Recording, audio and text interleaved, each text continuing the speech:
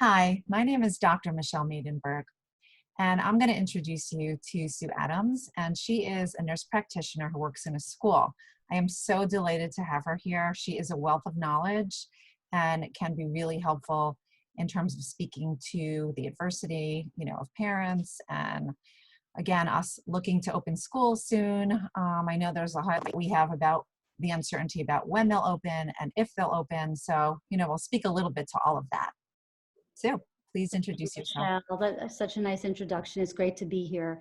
I have been in pediatrics about 27 years now.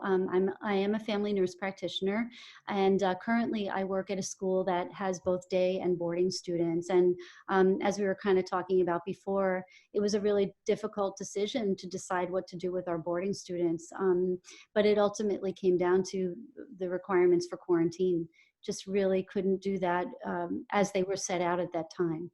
Right. So, I mean, a lot has happened since those early days in March, but I know we made a really good decision to close.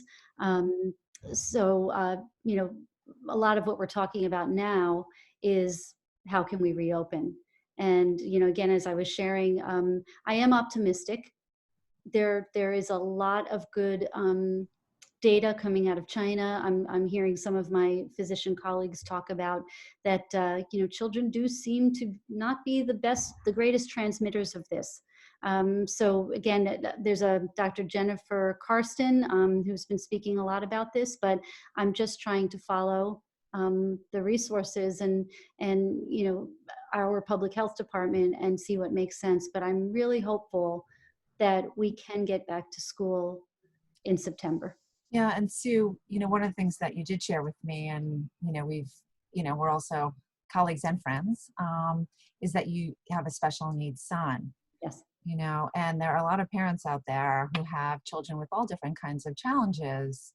And I know for myself, it's been a little bit of a challenge for my daughter with her learning, and really acclimating to the online learning, which was a big transition for her. So, what that's been like for you, particular to your son and his needs, and as a parent, of course. Yeah, so I mean, across the board, I will say, just even with our students, we are seeing that the online learning is tough for everybody. We started out trying to be synchronous. We've moved to asynchronous. So, I work with such a great team here who's been really open to collecting data, taking surveys, and making changes. So it's affecting all kids. But I will say, having a child with a disability or now a young adult, for his program to be canceled, it's been a really tough adjustment.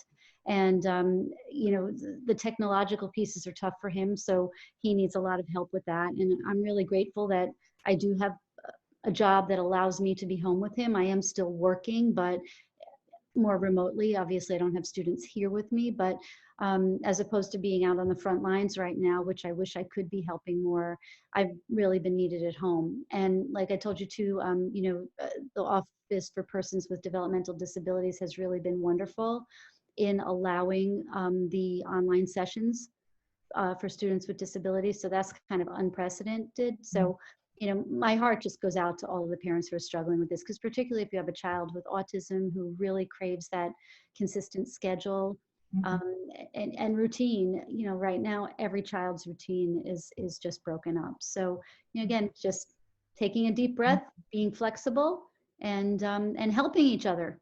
Yeah, and I think also, it varies in terms of how it's being disseminated, the online learning. So I know that a lot of students have like the Google Classrooms, which is a lot more independent. Yeah. And there's also the Zoom, which tends to be more tutorial. And, for kids who have a hard time learning independently, sometimes it could be a huge, huge challenge, both for them. And I speak to a lot of parents who really feel, it brings up feelings of incompetency and yeah, because of feeling like they really can't help their kids in the way that they want to. And I even spoke to a parent the other day, and she said to me that she kind of reaches a momentum, and when her child can't do something, she's completely flexible and she just puts it aside and tells her child it's okay. So I think parents have been doing different things to help their child in individual ways.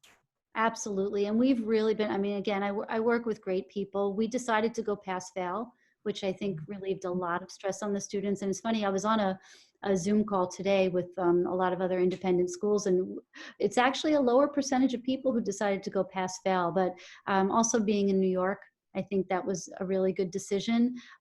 We also found that the kids, if it's an 80-minute class period, having them work 20, 30 minutes of the period and then maybe go off and do something on their own and come back and report in. But we just can't hold them full class periods. It's too much. And a Absolutely. lot of them reporting eye strain, Yes. headaches, and I don't know if you're feeling this, but the time on the computer is really making me more tired. And I know there's a lot of good Oh, articles about that, but tremendously. yeah, I mean, yeah. because I'm doing my sessions remotely and it's Oh, literally hours upon hours, and I feel really exhausted afterwards. And with the kids, we're always trying to get them away from their electronics, but they're doing like online learning, and then they're doing FaceTime with their friends, and yeah, then they're doing like socializing, and they watching need to Netflix, and socialize. it's like exponentially, they're, I think, double the amount of time that they're on their electronics. Yeah. No, I agree. It's not good. So we're trying to, what you said about just letting your child know, just try, put some effort in, but then when you need to back off, back off. It's okay. Yeah. And we're really trying to be supportive of that too, Yeah. while still delivering instruction, but if you think about it, all the kids are in the same boat. Yeah. And I think there's like this new gratitude towards education and teachers, I'm going to say, right? Absolutely. Like we sometimes take for granted at what our teachers do in the classroom. And I think we're getting a firsthand look at that, and really having gratitude for that. Yeah, our teachers, they're working so hard right now. They don't like this. They want to be in the classroom with their students. And we're a Harkness method school. So Mhm. it's so against what we do. But I will tell you, this group of people, they had less than a week to modify. And we just keep, every week there's professional development. We just keep trying to tweak it to meet the needs. It's difficult as a class with a lab, I mean, Oh, absolutely. And I but know the last thing I was going to say, and then we'll transition. One of my son is in 11th grade, and for him, his school is looking to do pass fail as well. But for him, he really needs the grade in order to, for admissions into college. So there's also a lot of, feelings about that as well. of course. Yeah. Yeah, Yeah. what we've done is you can average them, right? You'll use the data that you have to produce a grade. So they'll still get, like, everybody knows that this during this time, Yeah. there were all different ways of assessing that. But I have seen, like, our director of counseling has been reporting in, not rather of college counseling has been reporting in every week. And the colleges are making some big changes. I mean, Yeah. Cornell went to test optional, Yeah. right? Yeah. So I mean, and we're also talking about the landscape. It might be that you can get into that school that Mhm. was a reach for you before. We just don't know what's going to happen with Yeah. people actually attending, and then the spots that may open. Absolutely. So, Absolutely. it could also turn out to be a win-win for some other students too. So, Yeah. but I could understand how having a child, our juniors are having a really hard time. It's Yeah. a tough year. Not to mention all the seniors who didn't have graduation and prom, and Oh, heartbreaking. yeah, it is heartbreaking. I did actually an interview with a number of high school seniors, and they were incredibly like open and emotive, and it was really amazing just to kind of hear them. They were amazing. They really were. And I recommend whoever hasn't seen that to look at that. So just one more question before we get off. There's going to be this transition eventually back to school. So we don't know. It looks like probably this year is kind of over and done with, potentially. And then we're looking into the summer and then back to the fall.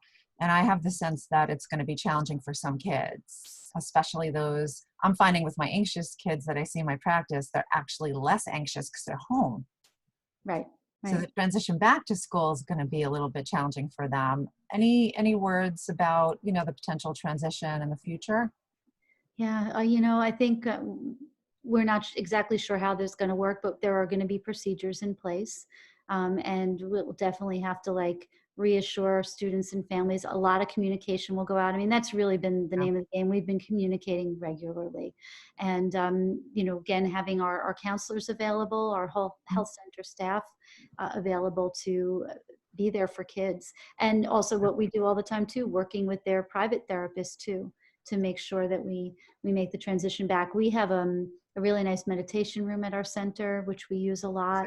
So, we really try to provide students with opportunities to take those breaths and calm down during the day. And that being said, I hope that everyone heard you and will potentially consider having meditation rooms and mindfulness.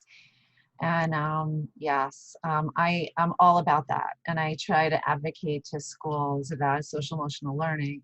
And it's been a hard sell up to now. So I'm hoping that schools will reconsider, especially after, I'm going to say the trauma that we've all been through.